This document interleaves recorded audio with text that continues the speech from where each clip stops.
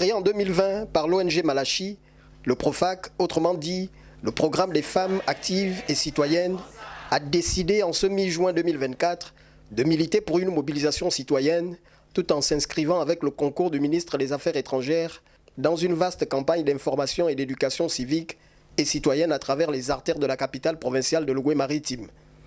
Une campagne lancée au siège provincial de l'ONG Malachi, situé dans le 2e arrondissement de la commune de Port-Gentil, en présence du directeur de cabinet du ministre des Affaires étrangères et autres compatriotes, leaders associatifs, religieux et traditionnels. Ce jour, le PROFAC organise une mobilisation citoyenne afin de contribuer de manière effective au changement de mentalité prôné par les plus hautes autorités de la République, en tête desquelles le président de la transition, président de la République, chef de l'État, le général Brice Clotaire Oligui Nguema.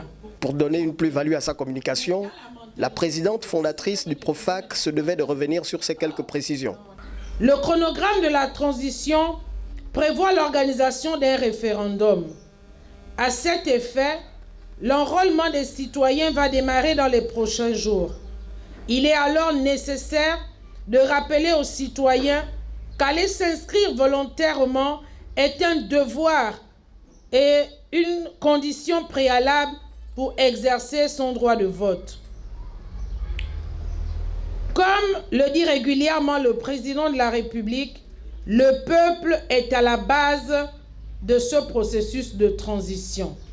Les citoyens que nous sommes devons donc plus que jamais participer à la construction de notre cher et beau pays, le Gabon.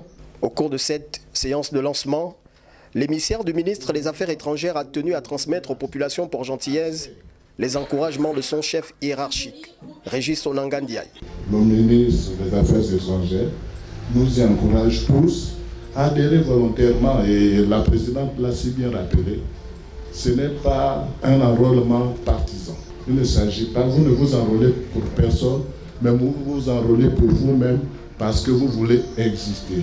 Celui qui n'est pas enrôlé n'existera pas dans le fichier électoral, et au moment où vous voulez avoir accès à certains autres registres, certainement comme la carte d'identité, vous pouvez être confronté à des blocages. À l'issue de cette cérémonie d'ouverture, la présidente fondatrice du PROFAC et sa suite se sont déployés dans plusieurs sites recensés tels que les espaces commerciaux, structures associatives, confessions religieuses, plages et mairies d'arrondissement afin de mobiliser les jeunes, hommes, femmes et personnes vivant avec un handicap autour du processus d'enrôlement visant à obtenir un fichier électoral fiable.